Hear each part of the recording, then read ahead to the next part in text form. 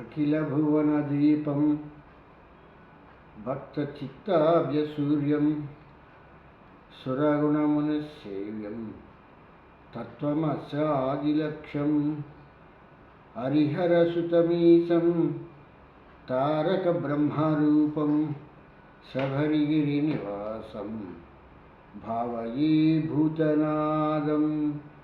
స్వామి శరణమయ్యప్ప.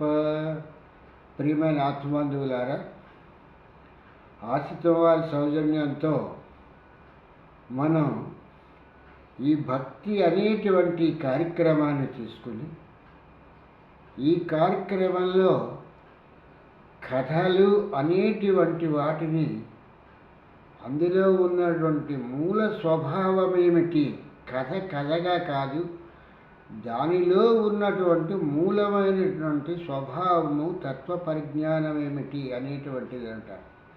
ఇప్పుడు నేను చేస్తున్నటువంటి ప్రార్థనా శ్లోకంలో కూడా తత్వమస్యాది లక్ష్యం, తత్వం అనేటువంటిది ఏదైతే ఉందో ఆ లక్ష్యాన్ని నేను తెలుసుకోవాలి అనేటువంటి తాపత్రయంతోనే అఖిల భువన దీపం మొత్తం అంతటికీ కూడా ఈ యొక్క భువనభోంతరాలంతరికీ కూడా ఏదైతే దీపం ఉందో ఆ దీప తత్వమేమిటి, తత్వమసి అంటే ఏదో మసి అయిపోవటము లేకపోతే ఇదొక మహావాక్యము అని చెప్పేసి ప్రారంభించడం కాదు. ఈ అఖిల భువన దీపం భక్త చిత్తాభ్యసూర్యం సురగుణముని సేవ్యం తత్వమస్యాది లక్ష్యం హరిహర సుతం అని చెప్పేటువంటి దీంట్లో ఈ తత్వ పరిజ్ఞానాన్ని తెలుసుకోవటానికి ప్రయత్నించాలి.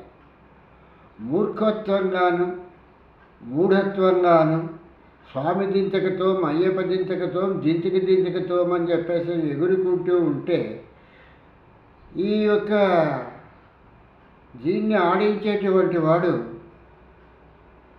ఒక ఎద్దుని పట్టుకుని ఆ బసవన్నని ఇంటింటికి తీసుకొచ్చి అయ్యగారికి దండం పెట్టు అమ్మగారికి దండం పెట్టు అని చెప్పేసనే ఆ బసవన్న చేత ఎలాగైతే ఆ యొక్క డూడు డూడు బసవన్న అని చెప్పేసి పట్టుకొచ్చి వీళ్ళు చేస్తారో అదే మాదిరిగా హారతి ఇచ్చేటప్పుడు స్వామి దింతకతో అయ్యప్ప దింతకతో ఎగిరితే ఏమొస్తుంది, జ్ఞానం వస్తుందా, లేకపోతే అదేమైనా విజ్ఞానాన్ని నేర్పుతుందా, అసలు దాని మూలంగా వచ్చేటువంటి ప్రయోజనం ఏమిటి అనేటువంటిది అవసరం లేదు. ఎవరో పూజ చేస్తూ ఎగిరాడు, కాలికి ఏదో చిన్న దోమ కుట్టడం ఏదో తగిలింది, ఆ జరిగినప్పుడు ఆ దోమని వాడు ఇది చేయటం గురించి ఎగిరాడు, అది చూసి ఓహో ఇలాగే ఎగరాలి కామోసు అనుకుని చెప్పేసి ఎగరటమే తప్పితే దానిలో ఎందుకు ఈ ఒక్క చేష్టలు చేస్తున్నాం, ఇది ఏమైనా విజ్ఞానానికి ఇస్తుందా, జ్ఞానాన్ని ప్రసాదిస్తుందా? మనలో మూర్ఖత్వాన్ని పశుతత్వాన్ని అందరు ఎదురుకుండా కూడా ఏదో వీళ్ళు ఎగురుతున్నారా బాబు అనేటువంటి పరిస్థితే చెప్తుంది. కానీ ఎగరటం మూలంగా ఏమైనా జ్ఞానం ఉందా? ఎగరటానికి కూడా దానికి ఒక జ్ఞానము అనేటువంటిది అవసరం ఉంది అనేటువంటి విషయం మనకు అవసరం లేదు. అట్లాగే ఈ రామాయణ భాగవత కథలను వినేటప్పుడు కథలుగా వెనకమే మనం చేస్తున్నాం తప్పితే కథలలో ఉన్న అంతర్భాగాల గురించి మనకు అవసరం లేదు. ఆ ఒక్క నీటిలోకి వెళ్ళినటువంటి గజేంద్రుణ్ణి ఆ ఒక్క ఏనుగుని మొసలి పట్టుకుంది, అంతే. అక్కడి నుంచి అది ప్రార్థించింది, విష్ణువు వచ్చాడు, చక్రం వేశాడు, మొసలిని సంహరించాడు. ఈ కథ వింటాం. ఇందులో మోక్షానికి సంబంధించినది. గజేంద్రుడు మోక్షం వచ్చినట్టు మొసలి ఏమైపోయింది, మొసలి కదా సంహరించబడింది. కలడందురు దీనులయ కలడందురు పరమయోగి గణముల పారం కలడందురు అన్ని దిశలను కలడు కలండనడివాడు కలడో లేడో అని చెప్పేసి ఆ గజేంద్రుడు చెప్తుంటే మొత్తం అంతటా సర్వవ్యాప్తి చెందినటువంటి వాడు అన్ని దిక్కుల్లోనూ ఉన్నాడు అని చెప్తున్నారు అందరు యోగులు, ఋషులు, మునిపుంగవులు అందరూ కూడా. కలడందురన్ని దిశలను కలండనడివాడు కలడో లేడో అని చెప్పేసారు. ఉన్నాడా లేడా అంటే ఉన్నాడని చెప్పటానికి సత్యప్రమాణం ఏమిటి, లేడు అని చెప్పటానికి మనకున్నటువంటి సాక్ష్యాధారాలు ఏమిటి? ఇవేవి కూడా మనకు అవసరం లేదు. ఆ పోతన గారు రాశారు, ఆ పద్యాలని కంటా పట్టేస్తాము.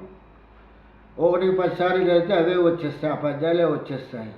వాటి భావన ఏంటి, వాటి భాష ఏంటి, ఎందుకు చెప్తున్నాడు, ఎందుకు ఆ గజేంద్రుడు అనబడేటువంటి ఆ ఏనుగు అలా ఆలోచిస్తుంది, ఈ కథని ఎందుకు ఇంత రమ్యంగా వ్యాసుల వారు రాశారు, వ్యాసుల వారు రాసింది పోతన గారు తెలుగులోకి అనువదించారు.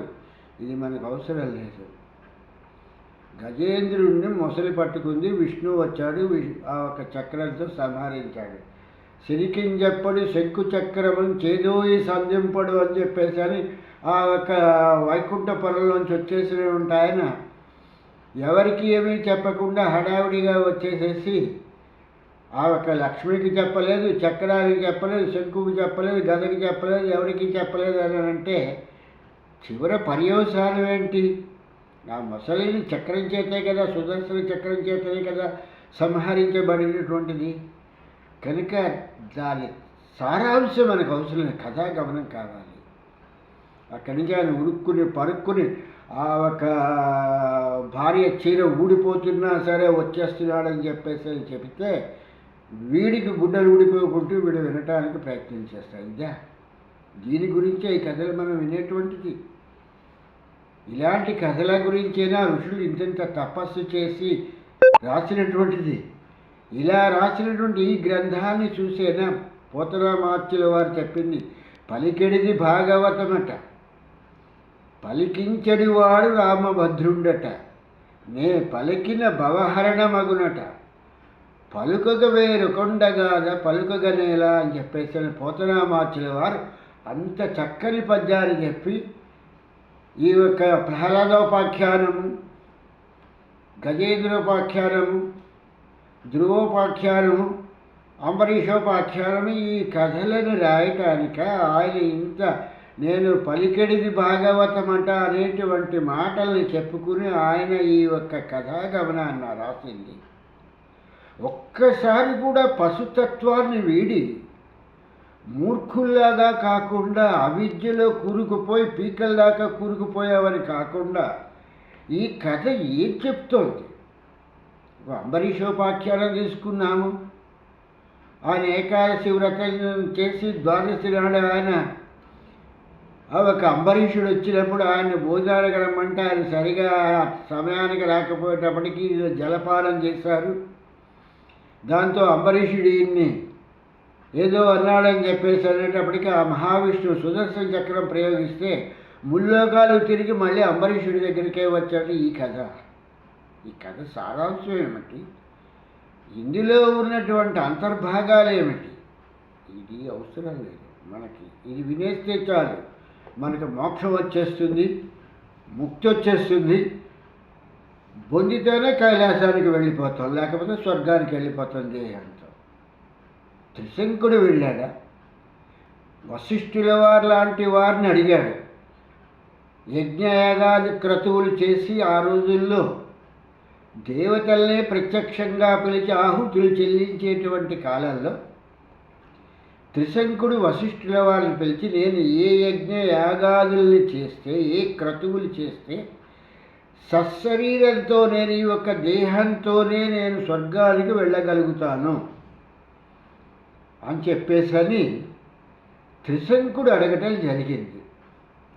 దానికి వశిష్ఠుల వారు చెప్పారు, నాయన నువ్వు ఏ యజ్ఞాలు చేసినా, ఏ క్రతువులు చేసినా, ఏమి చేసినప్పటికీ కూడా నీవు ఈ యొక్క శరీరంతో నీవు స్వర్గానికి వెళ్ళలేవు అని చెప్పేసి చెబితే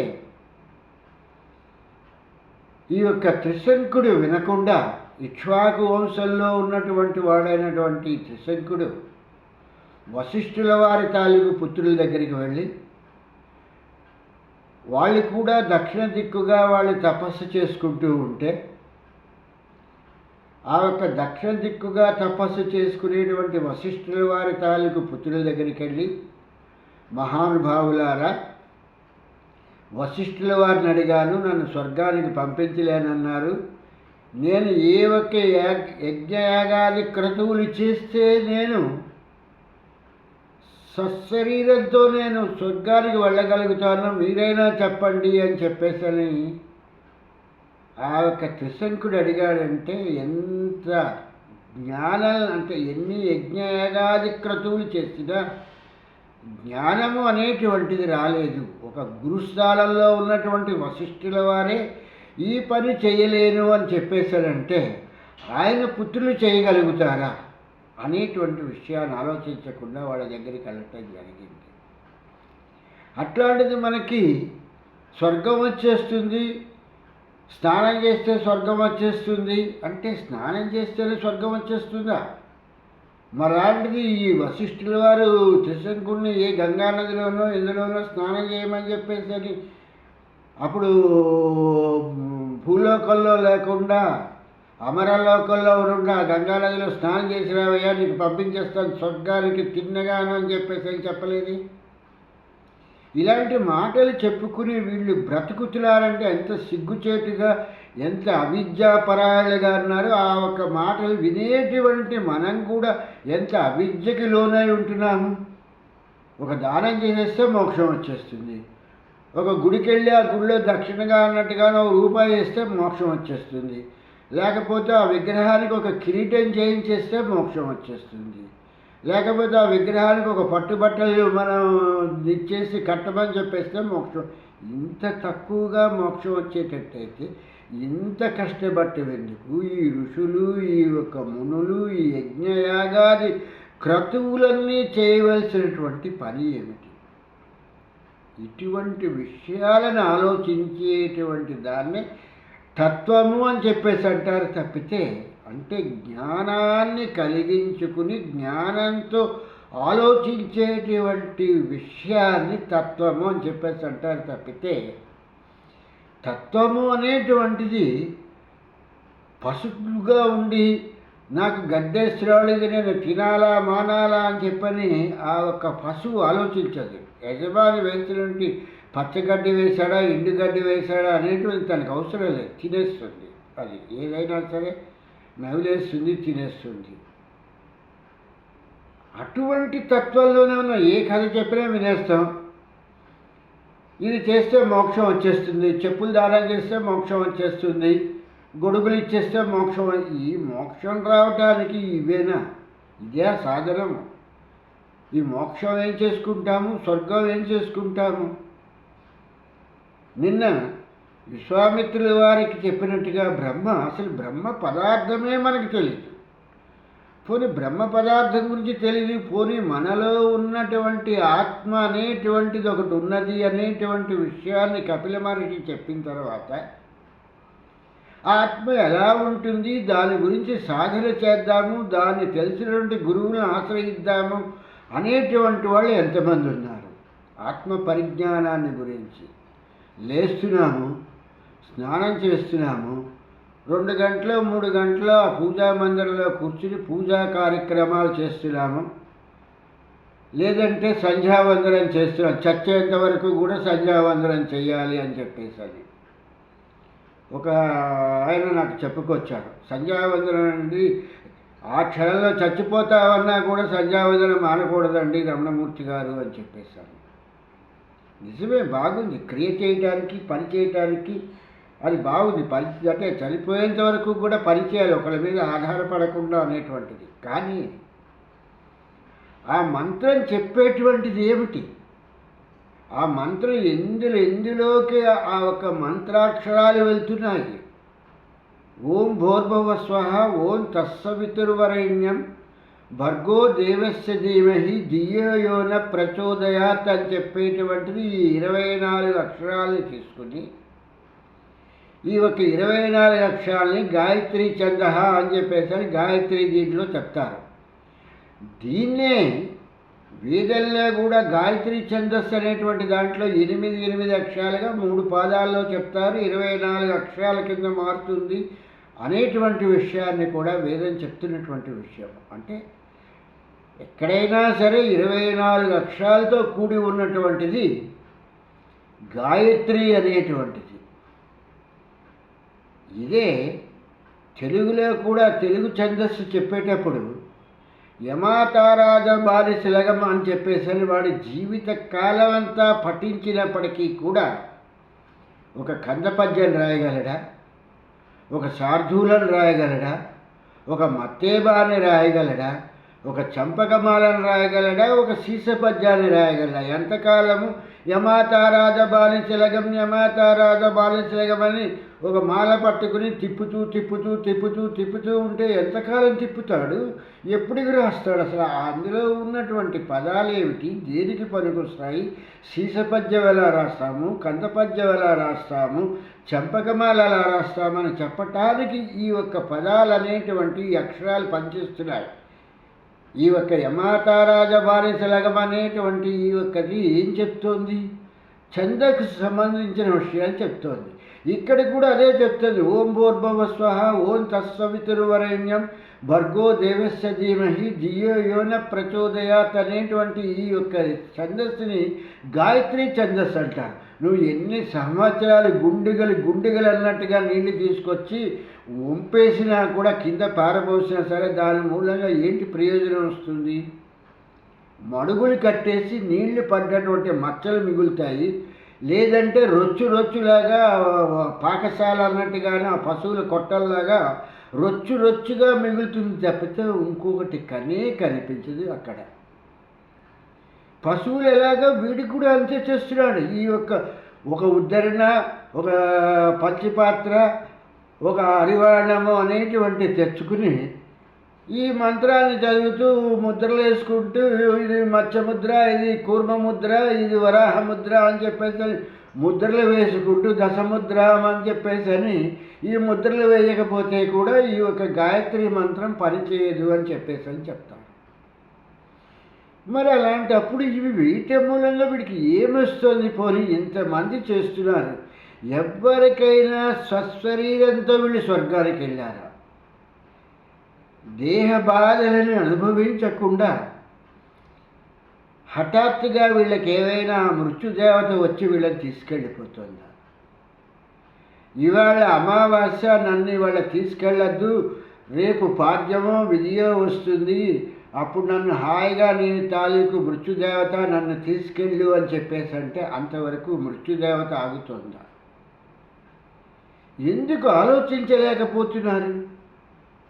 ఎంతసేపు వాళ్ళ పాద్యం వచ్చింది, విధి వచ్చింది, తది వచ్చింది, శనివారం వచ్చింది, మంగళవారం వచ్చింది, మంగళవారం మారుకొడుతుంది అని అంటే వీళ్ళ ప్రాణాల గురించి ఇంకో ప్రాణాన్ని తీసుకెళ్ళి అగ్నికి ఆహుతి చేస్తున్నారు. ఎవరన్నా చనిపోతే ఆ శ్మశానంలో ఆ ఒక్క దేహంతో ఆ ఉపాధితో పాటు ఇంకో దేహం అనేటువంటిది ఒక కోడి పిల్లనో లేకపోతే ఇంకో దాన్నో లేకపోతే ఏమీ లేకపోతే ఒక పిండితో చేసినటువంటి బొమ్మనో తీసుకెళ్ళి ఆ కాష్టల్లో వీళ్ళు కాలుస్తున్నారు. అంటే వీళ్ళ ప్రాణం గురించి ఇంత అజ్ఞానాంధకారంలో ఇటువంటి పశుతత్వంలో ఉన్నటువంటి వీళ్ళని ఎవరు ఉద్ధరించగలుగుతారు? ఎంతమంది వశిష్ఠుల వారు వచ్చినా, ఎంతమంది యాజ్ఞవల్కులు స్వశరీరంతో వచ్చి చెప్పినా ఈ యొక్క పశువులకి ఎప్పటికి జ్ఞానోదయం అవుతుంది?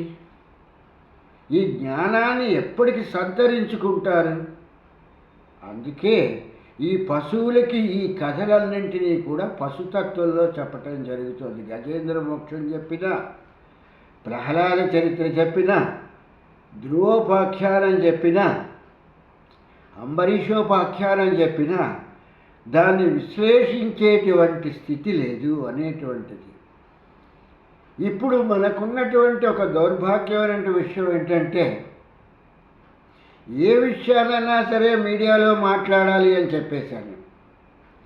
ఆ మీడియాకు వచ్చేటప్పటికీ ఇది బౌద్ధుల కాలంలో కూడా ఇది జరిగినటువంటి విషయం. ఎందుకంటే తత్వ పరిజ్ఞానాన్ని చెప్పుకొస్తున్నటువంటి సమయంలో వాస్తవాల్ని కూడా తెలుసుకోవాల్సినటువంటి వాస్తవాలను తెలుసుకుంటే ఇంకా బాగుంటుంది అనేటువంటి దాంట్లో తత్వ పరిజ్ఞానంతో పాటు వాస్తవాలను కూడా చెప్పడం జరుగుతున్నటువంటిది. అంటే వెన్నపూస ఎంత గట్టిగా దాన్ని నొక్కి పెట్టి ఉంచినా సరే అది పొయ్యి దగ్గరికి వచ్చేటప్పటికల్లా ఆ ఒక గట్టిదనం పోయి అది లూజుగా అన్నట్టుగాను ఒక ద్రవ పదార్థంగా వెన్నపూస తయారవుతుంది. విరాట్ పురుషుడు అనేటువంటి వాడు తనతో పాటు ప్రకృతిని సృజించి, ప్రకృతిలో బ్రహ్మ, విష్ణువు, మహేశ్వరులు అనేటువంటి వీళ్ళని సృజించి, వీళ్ళతో పాటు శక్తి అనేటువంటి దాన్ని, అది స్త్రీ శక్తే కానీ పురుష శక్తే కానీ, శక్తి అనేటువంటి పదాన్ని ఉపయోగించి ఇలాగ విడతీయటం జరిగింది. ఇది ఈ అయ్యప్ప కథలో చెప్పినట్టుగా విష్ణువే మోహిని అవతారంలో వస్తే శివుడు ఆ విష్ణువును చూసి, మోహిని అవతారంలో ఉన్నటువంటి విష్ణువును చూసి భ్రమించి ఆ ఒక్క మోహిని వెనకాతలో పడ్డాడు. అదే విష్ణువు ఈ యొక్క పాల సముద్రాన్ని చిలికినప్పుడు, అమృతం వచ్చినప్పుడు మోహిని అవతారం ఎత్తాడు. భస్మాసురుడిగా ఒక రాక్షసుడి నుంచి శివుడిని కాపాడటానికి మోహిని అవతారం ఎత్తాడు.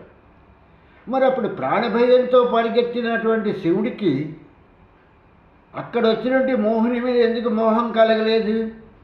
అక్కడ ప్రాణభయం శివుడికి. ఇదా ఇటువంటి కథన హిందూయిజం అనేటువంటి ఈ సనాతన ధర్మం చెప్తున్నటువంటి కథ. అంటే ప్రాణభయంతో పరిగెట్టేటప్పుడు మోహం ఉండదు, ప్రాణభయం లేకుండా ఉండేటప్పుడు మాత్రం మోహం వచ్చి అప్పుడు అయ్యప్పని కనేస్తాడు, ఒక పుత్రుడి కనేస్తాడు. ఆ ఒక ఏదైతే మోహిని సుతనే శరణమయ్యప్ప అంటున్నామో ఆ మోహినికి ఒక పుత్రుడి కనేస్తాడు. అంటే ఇటువంటి కథలు చెప్పటానిక ఈ సనాతన ధర్మము అనేటువంటి ఇంత ఋషుల చేత, ఇంత మునుల చేత, ఈ యొక్క హనుమాన్ చాలీసాలో చెప్పినట్టుగా యుగ సహస్ర యోజన పరభాను అని అంత జ్ఞానాన్ని చెప్పినటువంటి మన ఈ యొక్క సనాతన ధర్మ పరాయణ అంత పిచ్చివాళ్ళ, అంత మూర్ఖుల, అంత పశుతత్వంలో ఉన్నవాళ్ళ, ఇటువంటి విషయాల్ని మనం ఎందుకు ఆలోచించలేకపోతున్నామని ఆలోచించే ముందర ఒక చక్కని పాటని మనం విందాము. ఆ పాటను విని మనం మళ్ళీ మిగిలినటువంటి విషయాలన్నింటినీ కూడా మనం ప్రారంభించుకుందాం.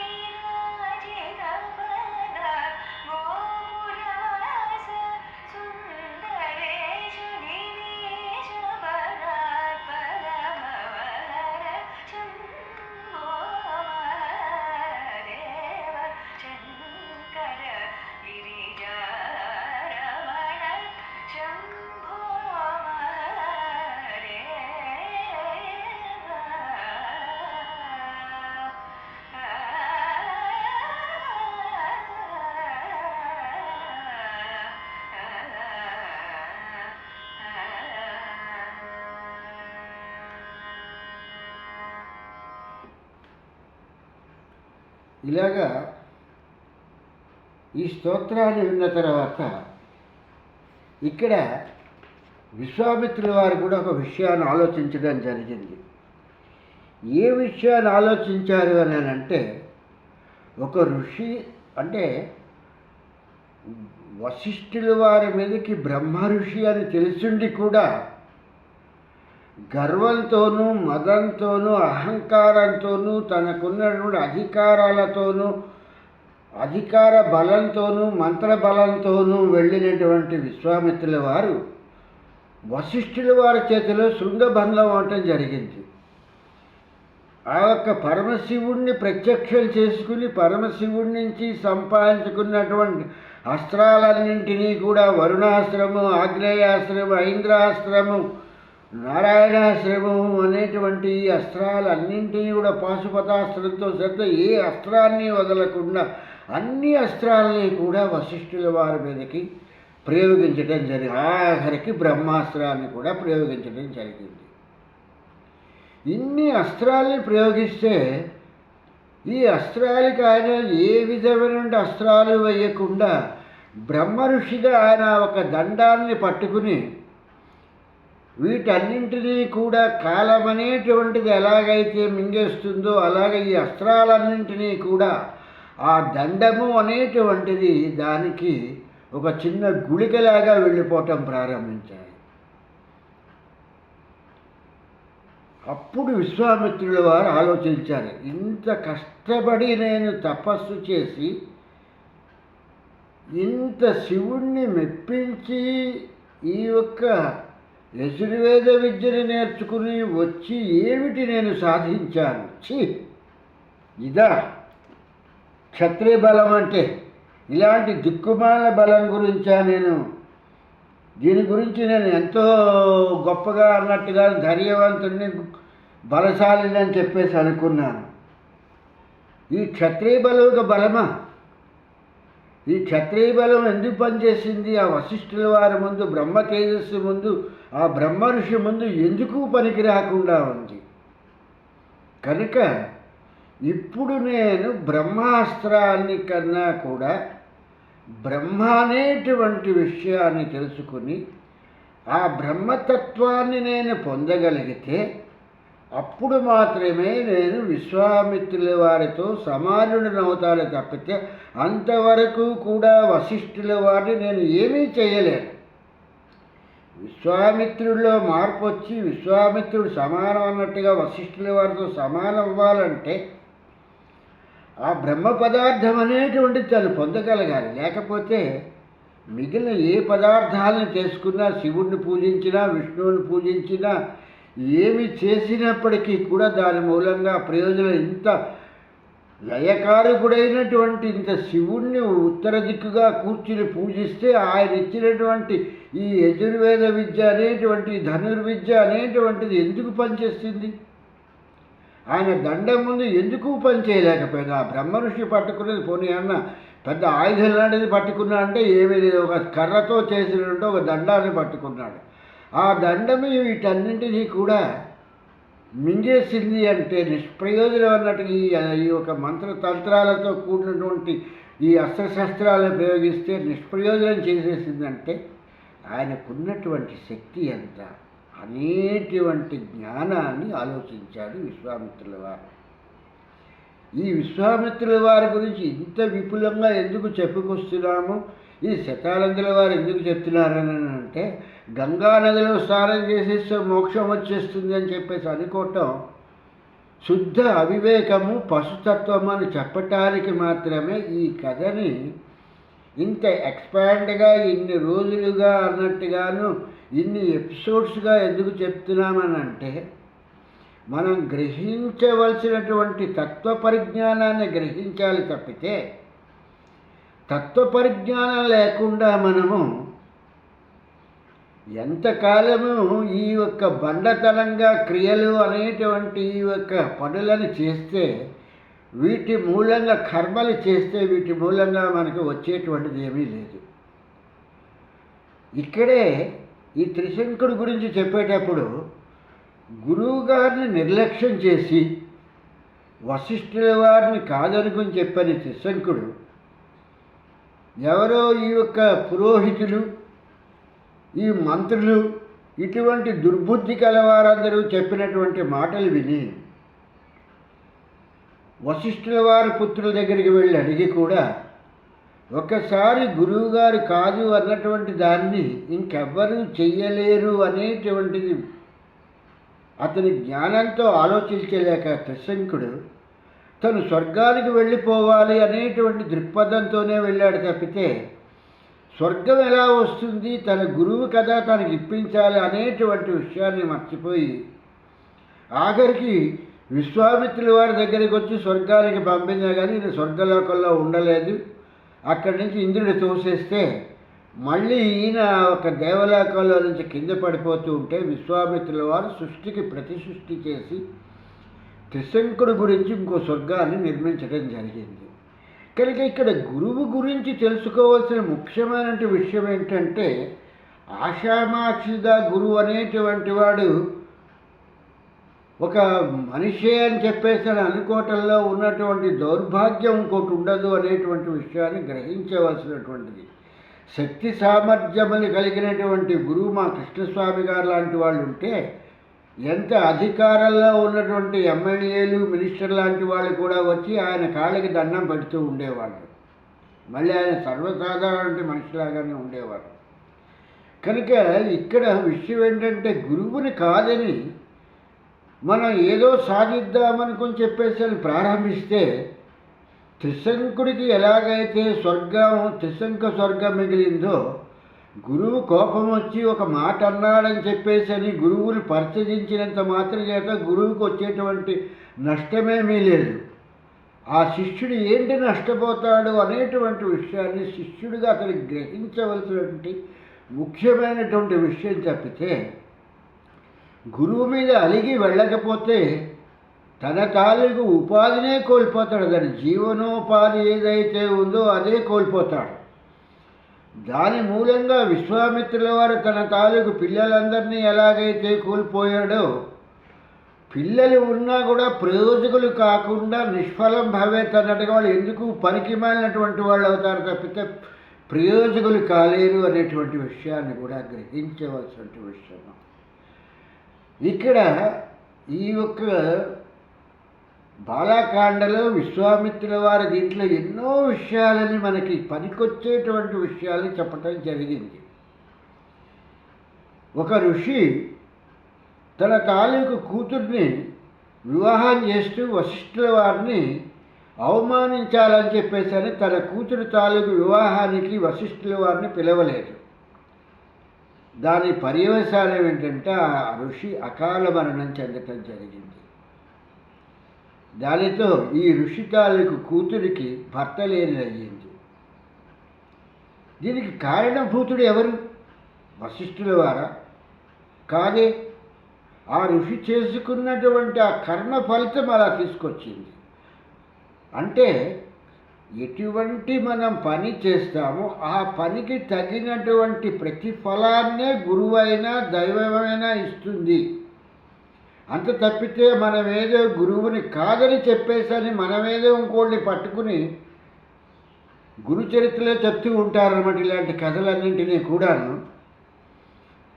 ఈ యొక్క గాంగాపూర్లో ఉన్నటువంటి నరసింహ జయంతి పర్లీ వైద్యనాథ్లో ఉంటున్నప్పుడు ఒక శిష్యుడు వచ్చి ఆ ఒక గురువు గారిని ఆశ్రయించి, స్వామి నేను ఒక గురువు దగ్గర సేవ చేశాను, ఆ సేవ చేశాను, నా చేత అంతసేపు పని చేయించుకున్నాడు తప్పితే నాకే మంత్రతంత్రాల గురించి కానీ తత్వాన్ని గురించి కానీ నాకు ఏమీ చెప్పలేదు స్వామి. కనుక మీరు ఇంతమంది శిష్యుల్ని మీరు తీసుకుంటున్నారు కాబట్టి ఓ నరసింహ జయంతి నన్ను కూడా మీ శిష్యుడిగా తీసుకోండి అని చెప్పేసని ఈ వచ్చిన శిష్యుడు ఈ గాంగాపురంలోకి వెళ్ళే ముందర ఉన్నటువంటి ఈ నరసింహ జయంతిని ఈ శిష్యుడు పర్లీ వైద్యనాథ్లో అడగటం జరిగింది. ఈ మాటలు విన్నటువంటి దత్తాత్రేయుడి తాలూకు అంశమైనటువంటి ఈ నరసింహ జయంతి ఏం చెప్పారంటే, పిచ్చివాడా, ఆ గురువు ఎంతో గొప్పవాడు, వాడు నీకు ఎందుకు పనులు చెప్పాడంటే నీలో క్షమాగుణం ఎంతవరకు ఉన్నది. నేను చెప్పేటువంటి విద్య వీడికి అబ్బటానికి వీడికి ఆ స్థితి ఉన్నదా లేదా అనేటువంటి విషయాన్ని ఆ గురువు చూడటం జరిగింది. అది లేకుండా నీకు విద్యను చెప్పేసినంత మాత్రం చేతన ఆయనకి రేపొద్దు నువ్వు ఆ విద్యను పిచ్చుక మీద బ్రహ్మాస్త్రంలాగా ప్రయోగిస్తే ఆయనకి బాధ కలుగుతుంది. కాబట్టి అందుకని ఆ విద్యను నేర్పే ముందర నీకు ఆయన ఇవన్నీ కూడా నీ చేత పనులు చేయించి నీకున్నటువంటి ఓపిక ఎంత ఉన్నది అనేటువంటి విషయాన్ని గ్రహించటం జరిగింది. కనుక అందుకే నీలో ఓర్పు ఓపిక లేదని తెలుసుకున్నటువంటి గురువు నువ్వు చెప్పుడు మాటలు వింటావు అనేటువంటి విషయాన్ని తెలుసుకునేటువంటి గురువు నీకు అందుకే ఏ విషయాన్ని కూడా చెప్పకుండా తను నీ చేత పనులే చేయించాడు. ఆయనంత గొప్పవాడు లేడు. ఆయనకన్నా నేను ఇంకా దత్తాత్రేయ వంశంలో వచ్చినప్పటికీ కూడా ఆ గురువు కన్నా నేను చాలా తక్కువ శక్తి కలిగిన వాడిని. నిజమైనటువంటి గురువు ఆయనే. ఆయన దగ్గరికే వెళ్ళి ఆయన్నే నువ్వు ఆశ్రయించి తప్పితే నన్ను ఆశ్రయించటం మూలంగా నేను నీకు ఏ విధమైనటువంటి మంత్రతంత్రాలని కానీ తత్వ పరిజ్ఞానాన్ని కానీ నేను కలగజేయలేను అని చెప్పేటువంటి విషయాన్ని నృసింహ జయంతి చెప్పటం జరిగింది. ఇది నిజమైనటువంటి గురువు ఎవరైనా సరే ఏ శిష్యుడైనా పొరపాటుగా వచ్చి ఇలాంటిది చెప్పి ఆ శిష్యరికాన్ని చేస్తాను అని అంటే అటువంటి శిష్యుల్ని దగ్గరికి రానివ్వకూడదు. ఇక్కడ వశిష్ఠుల వారి తాలూకు శిష్యుడిగా ఉన్నటువంటి రాముడికి వశిష్ఠుల వారు ఏ విధమైనటువంటి తత్వ పరిజ్ఞానాన్ని కూడా చెప్పలేదు.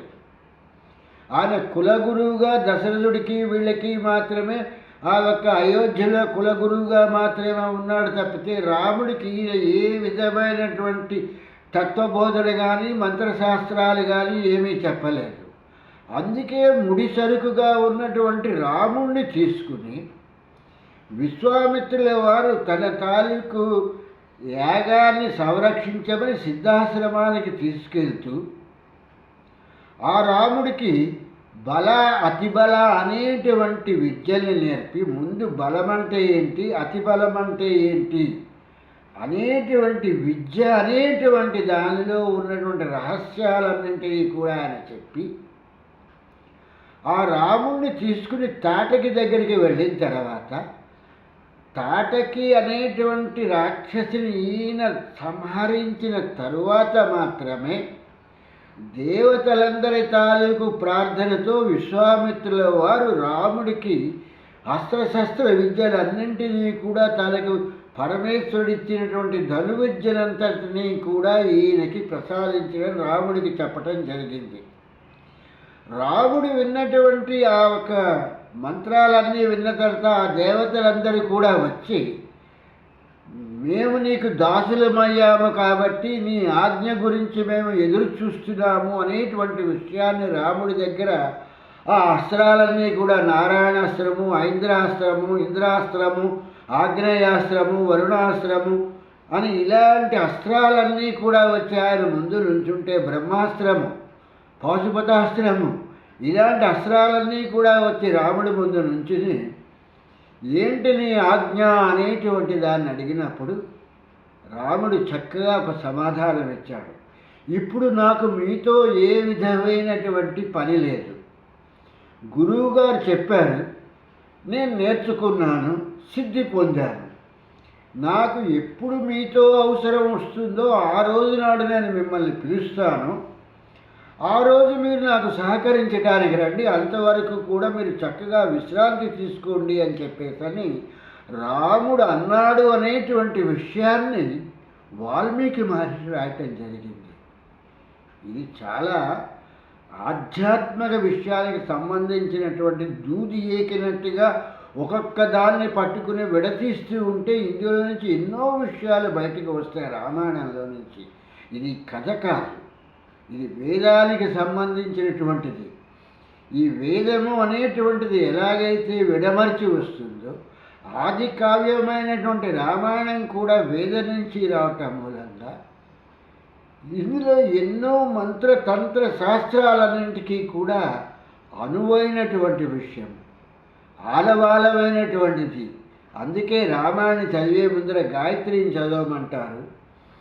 ఈ ఓం భూర్భువస్వః ఓం తత్సవితుర్వరేణ్యం భర్గో దేవస్య ధీమహి ధియో యో న ప్రచోదయాత్ అనేటువంటి మంత్రాక్షరాలన్నీ కూడా ఈ ఒక్క రామాయణంలో నిక్షిప్తం చేయబడి ఉన్నాయి. ఎక్కడెక్కడ ఏ శ్లోకాల్లో ఎక్కడ పెట్టి రాశాడు వాల్మీకి మహర్షి, ఈ గాయత్రి మంత్రంలో ఉన్నటువంటి విశేషత ఏంటి, ఇది ఏ ఛందస్సుకి, ఇది గాయత్రి ఛందస్సు అంటే ఏంటి, 24 అక్షరాల గురించినటువంటి విషయ పరిజ్ఞానం ఏమిటి లేదు. ఇది అవసరం లేకుండా ఏదో చెప్తామంటాం, ఏదో చేస్తూ ఉంటాం. కనుక ఆ వెంకటనాథుడి తాలూకు అనుగ్రహంతో చక్కని గురువుల్ని ఎంచుకుని ఈ విషయాలన్నింటినీ కూడా మనం తెలుసుకుని అప్పుడు మనం జ్ఞానాన్ని పొంది జ్ఞానం ద్వారా మోక్షాన్ని మనం పొందగలుగుతాం తప్పితే నదుల్లో స్నానం చేసేస్తే మోక్షం వచ్చేది, లేకపోతే గుళ్ళలో దానాలు ధర్మాలు ఒక దేవతా విగ్రహాలకి కవచాలు చేయించేస్తే మోక్షం వచ్చేది. ఈ విషయాలన్నింటినీ కూడా ఆలోచించి ఆ వెంకటనాథుడి తాలూకు అనుగ్రహంతో ఆ అయ్యప్ప చెప్పినట్టుగాను నయన కాంతుల వెలుగులోన దారి చూపవయ, నీవే నా ఇలా వేల్పు స్వామి, నీవే నా దిక్కు అని చెప్పేశాను అన్నట్టుగా ఆ దిక్కు ఎప్పుడు అనేటువంటి విషయాన్ని వీడు ఆలోచించి దానికి శరణాగతి చెందుతాడు. ఆ రోజు వీడికి మోక్షం వస్తుంది. మోక్షప్రదాయకనే శరణమయ్యప్ప అనేటువంటి పదానికి అప్పుడు అర్థం తెలుస్తుంది. స్వామి శరణం, స్వామి శరణం, స్వామియే శరణమయ్యప్ప.